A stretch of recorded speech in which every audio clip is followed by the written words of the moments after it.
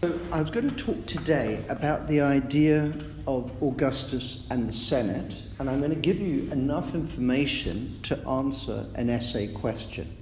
First of all, the kind of questions that you're going to get are about Augustus's power, how far it goes. Would it be fair to call him a dictator? Can you call him a monarch? Is it true to say that he took all power away from the Senate? Is it true to say that he restored the Republic, etc.? Now, each of these questions is slightly different, but the information that I'm going to give you today can be used in all of those different questions.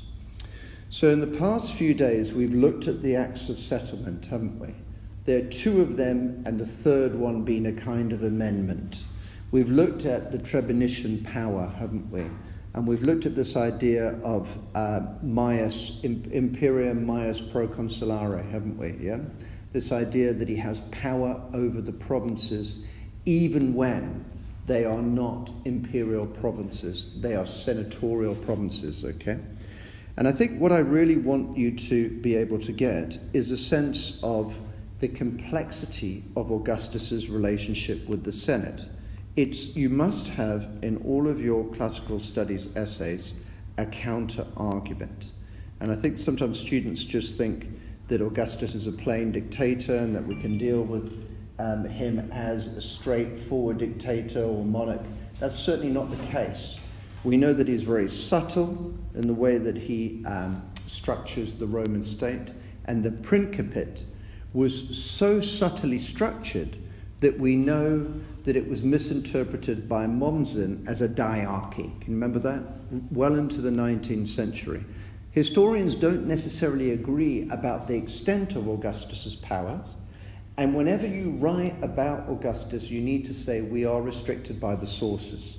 Let's not forget, Res Gestae is a piece of propaganda. Suetonius is written nearly a century later with no quoted sources, and we are told that he used sources, but do we believe him? Were those sources incredibly biased? We know that Augustus purged many of the sources himself. Then we have Tacitus. Tacitus writing at the same time as Suetonius, very violently anti-imperial, hungering and longing for the days of the Republic, very biased against Augustus. Okay, and particularly biased against Tiberius. Okay, so with regards to the relationship with the Senate, I'm going to begin with Res Gestae. So if you look on your sheet now and take some notes with me. Interestingly, and this is what I'd like you to write about quite a lot, is the way that Res Gestae is framed. So I want you to think about, as English students, probably more as an English language student than as an English lit student, I want you to think about the phrasing and the framing. For a start, in terms of frequency, there are 27 mentions of the Senate in Res Gestae. I also want you to take a note to say that it's very much within the lexis of consent and the idea of governing in harmony. So there's a tremendous sense of harmony in accordance with the Senate. Augustus is at great pains always to state that his actions are with the approval or by order of the Senate. So he frames his legislation in terms of the Republic. We know that his agenda is to present himself as the restorer of the Republic, and that's certainly the case in Res Gestae, his eulogium, in which the main message is not that he took the state, but rather that he restored the state. And that's why he's at such great pains to talk about the Senate all of the time. I thought I would begin by pointing out to you that he often talks about rejecting and refusing powers, does he not? He omits often receiving them. So if we look at number 5, the dictatorship was offered to me by both Senate and people in my absence. And when I was in Rome in the consulship of Marcus Marcellus, and Lucius, but I refused it. Nice short phrase, isn't it? Gives the impression that he doesn't really want power. Now, if we think to ourselves, uncle, who is always at his mind, isn't he, Julius Caesar, did not refuse powers on the whole, other than the time Mark Antony presented him with a crown. Although many historians say that was a very ambiguous occasion. I think Augustus is much cannier in terms of presenting himself as someone who refused in any way to contravene the traditions of the Republic. True? No, as we will see. He just said, I did not decline in the dearth of the corn to undertake the charge of the corn supply. So what's lovely about this is he rejects the glamorous title, the dictator, but he takes the corn supply one over here. And there, basically, it shows that's a populist, isn't it? Who knows that he is now presenting himself as the feeder of the people, is he not, yeah? And that's a very wise thing. Now, moving on. Mos memorum. It's a phrase you need to know, and I know that young Cameron knows it off by heart, don't you? It means, and learn it now, the ways of the ancestors. Okay? And this is another thing that Augustus does. He does it in Res Gestae, he does it in Suetonius, and he does it through literature in the Aeneid that we've studied. Because he presents himself as being in the line of the pageant of the heroes, doesn't he, in the Aeneid? Am I right? So he doesn't want to present himself as a great innovator. He tends to want to present himself as a restorer. Let's tell my daughter where I am. And over here, it's interesting. He also says, I should be appointed supervisor of laws and morals without a colleague and with supreme power, but I would not accept any office inconsistent with the custom of our ancestors. You know how I've said you don't need to learn quotes? I think you could learn that, though, don't you think? Inconsistent with the custom of our ancestors. That's not a hard quote to commit to memory, isn't it? Okay. Why is that such a valuable quote? It's such a valuable quote because, again, it shows how he frames all of his innovations as a return to tradition, when in fact we know the Principate was a new form of government. He doesn't seem to want to admit that. He says in number 8 over here, girls, in my 5th consulship, I increased the number of patricians on the instructions of the people and the Senate. Interesting, because we've got the sentence beginning with I, in which he is the originator of the action. But if we actually look at the predicate of the sentence, it suggests that he is following orders / advice, don't you think? So he's smart. He really knows what he's doing here. He's not someone who is ever saying that I did all of this out of my own volition. It's with the Senate all of the time. So we could say here, by senatorial decree. This is not the young man who goes into the Senate armed, threatening the Senate with a sword, is it? This is the older man who is a good leader and is ruling by consensus and by tradition. And this is all shown by this idea of mutual respect over here. He says, on my return from Spain and Gaul and the consulship of Tiberius Nero and Publius, and after successfully arranging affairs in those provinces, we've already done this idea of the frontiers, haven't we? Securing the frontiers, being a good emperor, visiting everywhere, as we know, being completely active. The Senate give him the Augustan altar of peace, or the Areopagus as we know it. So once again, the honours are not taken by him, are they?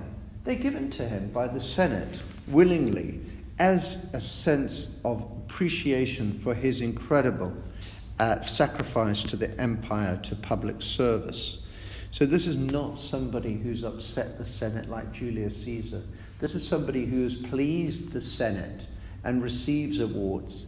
Now, we have seen that there are a couple of conspiracies, there are a couple of bits of evidence that suggest that there was some kind of opposition to him, but on the whole, this is rare. We've covered the Capio conspiracy and the Primus trial. You can mention those, and they do occur in Suetonius. But the vast majority of Suetonius suggests a very harmonious relationship with the Senate. What would Tacitus respond? That's because they've been bribed and they're slaves and they're scared. So it's wonderful in your essays to use Suetonius and Tacitus against one another. Tacitus does indicate the presence of Republican views. How representative his views are, we can only guess. Now, as regards respect for the Senate, number 3, on the day of the meeting, the Senate, he always greeted the members in the House and in their seats, calling each man by name. So we're talking about hundreds of names that he knew. He used to take leave of them in the same manner while they remained seated. Think about Uncle Julius Caesar, do you remember, who sat with his back turned to the Senate in an act of utter contempt. Augustus never descends like that into such acts of hubris and arrogance. All right, so Suetonius here, in terms of evidence of fear, I'm now going to move on to a slightly different passage, which is quite interesting, because this passage is often quoted to show that there was lively debate in the Senate. If there was lively debate in the Senate, girls, what does that indicate, Emily? Does that sound like a dictatorship? No, it sounds like it's a proper forum. It's like the Senate has always been, etc. And, well, that is something that we could really debate for a long time. One of the things that we know that he does is he uses his role as censor to reduce the Senate numbers. The role of censor is another of those unglamorous positions associated with the lustrum of, counting the number of people. But it's also very useful in terms of deciding how many senators there's going to be and how many Roman Republican, how many citizens there's going to be as well. So it's a position that carries quite a lot of power. Okay. It says here, since the number of senators was swelled by a low-born and ill-sorted rabble, he reduced them. Now have a look at the bit that I've put in bold, girls. On the latter occasion, it is thought that he wore a coat of mail under his tunic as he presided, and a sword by his side. Now, if you're smart, you will look at the fact that he doesn't say that this is necessarily true. Look at the way he phrases it. It is thought. It's one of those occasions where you've got to decide about the truth of Suetonius' position. He doesn't cite evidence for that. We don't have a source.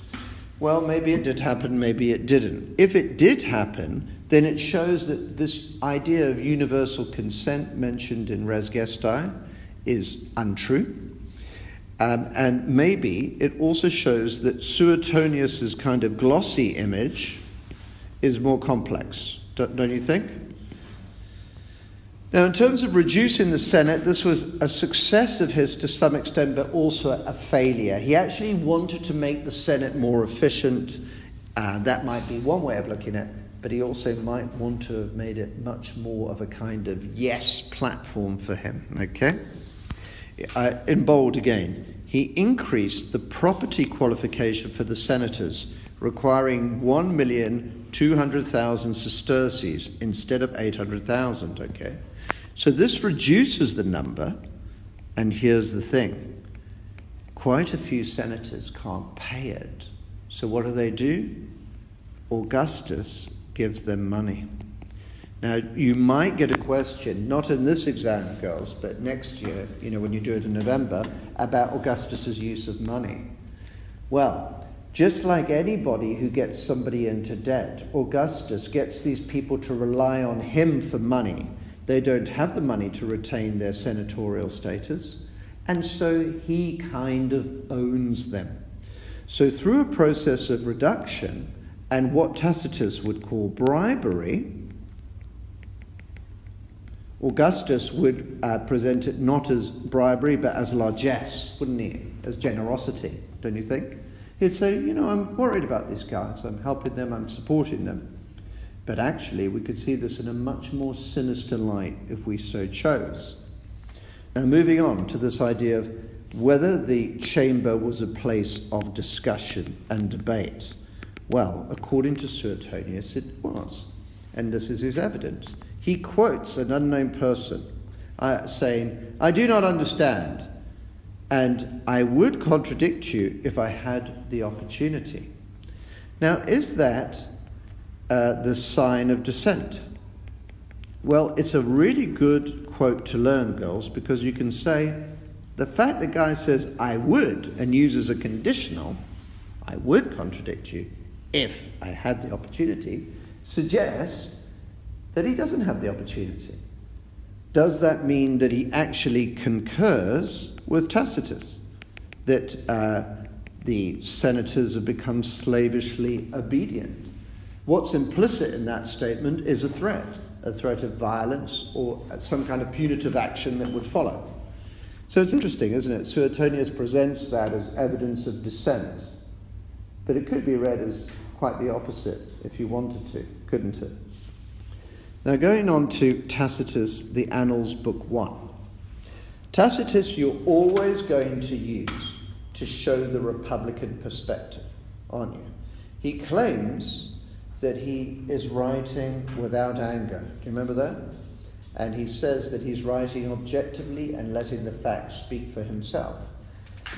But a lot of Tacitus's language is actually quite emotive, using phrases like slaves, like bribery, etc. Very loaded terms that make Augustus seem very sinister. So while Suetonius is giving us quite a rosy view of Augustus, he's doing this after Caligula and Nero, and he's kind of saying what Suetonius is sort of saying is, this is what a real emperor looks like Augustus. Tacitus has a different agenda. He's saying, this is where we are now because of Augustus's ambition. So he is actually quite censorious of Augustus in many respects, because he sees the Principate as enabling and allowing these megalomaniac, sociopaths who've taken over Rome, and he's angry. And we see that in the quote that I have here for you. He talks about the prescription list, remember that? And he says, while the rest of the nobility found a cheerful acceptance of slavery. There's a lovely quote for you to swag, do you think? A cheerful acceptance of slavery, the smoothest road to wealth.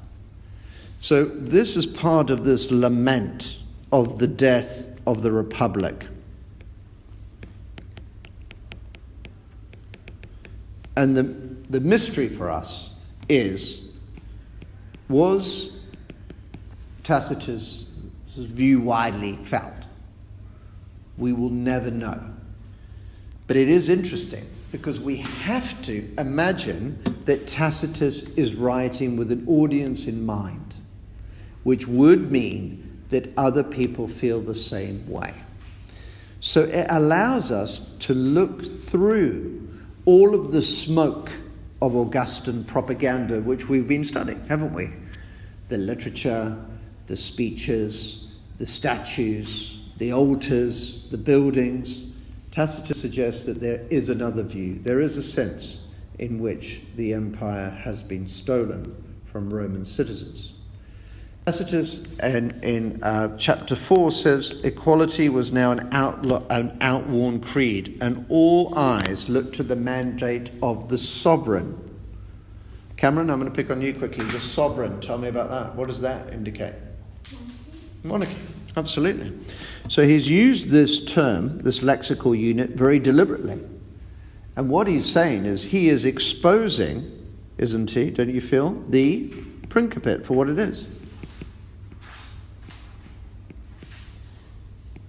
And I think some of you would have to agree that there are definitely monarchical elements to the Principate. You might argue that there are some elements which are not monarchical, that the power is far more disguised, etc., and that a monarch often rules by decree and prerogative, that he wouldn't go to all of these efforts. Tacitus likes to see Augustus as a kind of cloaked sovereign, doesn't he? As someone who is kind of hiding his powers, etc. And in chapter 7, Tacitus says, at Rome, however, consuls, senators, and knights were rushing into slavery. See that? So there's a real tone of anger and bitterness in Tacitus. So do you all see that we don't need to know too much about Tacitus? 3 or 4 phrases would be enough, always, to act as the counter-argument to Res Gestae and Suetonius. Suetonius is somewhere in the middle. There are times when Suetonius recognizes that Augustus' position is not constitutional, which is not traditional. But there are other times when he seems to excuse it. And it's often a real eulogy to Augustus, isn't it? We hear about what a fine man he was, what great morals he had, how unassuming he was, how he eschewed luxury, how he was extremely moral, etc., etc.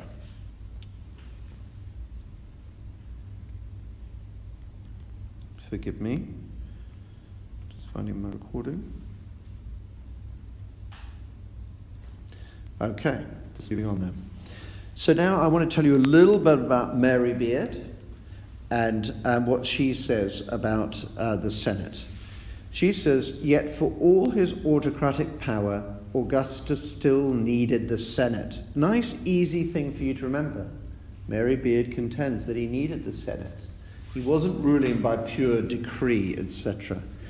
And she qualifies that by saying, no sole ruler ever rules alone. So that would actually equally apply to monarchy. She's quite right. In something the size of the empire, it's inconceivable to imagine one man administering this. So there will always be some kind of delegation going on, won't there? In broader terms, Augustus, it says here, bought senatorial acquiescence and senatorial service at the price of granting them honours, respect. Now, Tacitus would have phrased this differently. He would have said they were bribed, wouldn't he? Mary Beardsley is rephrasing that and making it a little bit more moderate. She says senatorial decrees had previously been advisory only. So they were advisory only, and in the last resort could be ignored or flouted. That's what Caesar and Pompey did. Now, senatorial decrees are given the force of law. So here's your counter-argument. The Senate, in some ways, is elevated, isn't it? It's actually more important than it was previously. The problem is, of course, that Augustus just makes sure that they're going to say what he wants them to say. Because as the tribunician, he gets to decide what will be discussed in the Senate. Do you remember that? And he can veto bills. He also uses a lot of inner cabinets who discuss things before they come to the senatorial floor, which means that the Senate, in theory, could discuss things, but in practice was more of a kind of rubber stamp organization. I hope you all follow me. This exercise has almost been a complete waste of time and energy. This was the reduction of the Senate. It's one of his failures, so if ever you want to talk about one of his failures, he really wanted to reduce the Senate further, and he was unsuccessful in doing this. However, he did reduce it quite significantly. And it shows that he had to admit defeat. So once again, if he was an autocrat or a dictator, he would not have failed. He would have acted with absolute brutality, etc. So it showed that this is one example where some kind of resistance to him was actually fairly effective. Another failure to reform, it says here, the exercise had been almost a complete waste of time. For all of his autocratus, his dignitas and his imperium, the princeps knew that he touched the Senate, the heartland of the Republican idea, at his peril. That suggests limits to his power. Now, this is very different from highly dictatorial governments, where this would be a kind of red flag to a dictator. They would try to eliminate opposition. Augustus tried to reform the Senate, but he actually admitted when he was defeated. So he acknowledged that there were limits to his power. Now, one of the things that we've said, and we've talked a lot, haven't we, Hannah, about soft power, was that Augustus was very good in terms of people skills.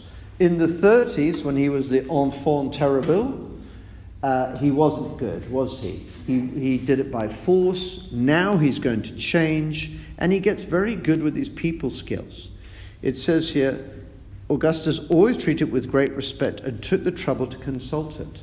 As I said, I would cross-reference here with Suetonius, knowing every senator's name.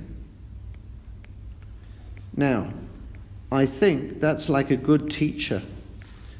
Knowing a kid's name suggests that you can. Knowing a senator's name would flatter some of them. They're more obscure ones, don't you think? And it seems to be a wonderful PR exercise, don't you think? And it shows that he has his finger on the pulse of government. One of the reasons why Augustus is so much more popular than emperors that follow is he is constantly in the Senate, or at the frontiers, or at the forefront of reform, or, doing the sacrifices in the temple. He's somebody who seems busy, engaged, caring. I think that helps to raise his autocratus, doesn't it? Yeah? Although it was increasingly clear who was in charge, the senatorial ruling class acquiesced in the autocracy. So that agrees with Tacitus. Mary Beard is agreeing with Tacitus, yeah. What she's saying is that, what did he give back? The enhancement of the Senate's workload and prestige. So the Senate definitely increased in terms of prestige. Suetonius told us before, do you remember, that there was too many vulgar rabbin there, a bit of a sort of old-fashioned classist point of view, and Augustus actually raises the status of what it is to be a senator. He gives senators front row seats, doesn't he? Do you remember at the shows and at the gladiator games, etc.? So the senatorial position is elevated. So again, I think that this is a giving and taking kind of relationship. Now, in the OCR Ancient History textbook, Cromarty et al., they are the authors, say this, and I think this is a very good quote. Nevertheless, it could not be lost on the Senate that they were no longer the preeminent political body. Augustus banning senators from the province of Egypt. We're told this by Tacitus in the Annals, book 2. His creation of a virtual privy council, the Concilium Principis. This is the inner council. And why that's important, girls, is if we think this is the Senate over here, the Concilium meets before the Senate and it discusses things. So the idea is decisions get made here. Then when they go outwards over here, it's almost like a foregone conclusion. So it's like, and if you studied Tudors, Hannah, you will know the Star Chamber, the Tudors' use of a Star Chamber, basically having a small group of people who discuss things so that when they go to Parliament, they're more or less formed. And that is very much what our man Augustus is doing. So I hope that gives you a good overview of the fact that we can have an argument that the Senate loses nearly all of its powers. No doubt about that. But we can also have a counter-argument saying there were some benefits, weren't there? Partly financial, the raising of the prestige, the ability to discuss things in the Senate, although that in itself is very controversial. So when you get any kind of question that asks you, was he a dictator? I think you'd have to counterbalance that. Did he disrespect the Senate and give them no powers at all? I think that that's also a bit of an overstatement, although Tacitus would say that. Suetonius seems to be too rosy to me. I don't know how you guys feel. I think you need a little bit of Tacitus in there to balance Suetonius. But what we know is we must not trust Res Gestae, must we?